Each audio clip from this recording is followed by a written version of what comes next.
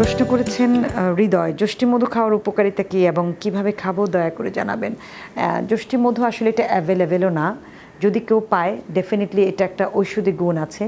এটা সাধারণত যাদের খুব বেশি ঠান্ডা কাশি অ্যাজমাটিক টেন্ডেন্সি থাকে, খুব বেশি রোগ প্রতিরোধ ক্ষমতা কম যাদের থাকে তাদেরকে আমরা বলে থাকি এটা খাওয়ার জন্য। এটার এছাড়াও আমাদের বডিতে ইমিউনো সিস্টেমটাকে ডেভেলপ করার জন্য, রোগ প্রতিরোধ ক্ষমতা যেটাকে আমরা বলে থাকি তার জন্য কিন্তু যষ্টি মধু খুবই খুবই ভালো। সাধারণত অনেকে আছে সর্দি কাশির সাথে ভালো ফাইট করতে পারেন, অনেকে কিন্তু পারেন না। তো তাদেরকে বলবো তারা যদি যষ্টি মধুটাকে চায়ের সাথে দিয়ে খেতে পারেন, এটা শরীরের জন্য খুবই ভালো। গরম পানির সাথেও খেতে পারেন, ডিরেক্টলিও কিন্তু খেতে পারেন। এছাড়া বিভিন্ন হরমোনাল ইমব্যালেন্সও কিন্তু যষ্টি মধু ভালো কাজ করে থাকে। বডিকে হিট করার জন্য, যাদের প্রচণ্ড ঠান্ডার শরীর থাকে, হিট করার জন্য কিন্তু যষ্টি মধু খুবই ভালো।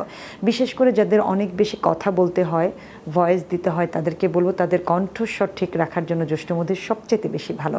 সেজন্য অ্যাটলিস্ট শীতের সময় বা এই মধুটা যদি আপনি পান, শীতে আমাদের কণ্ঠের কিছু অবনতি ঘটে বা শারীরিক কিছু সমস্যা দেখা দেয়।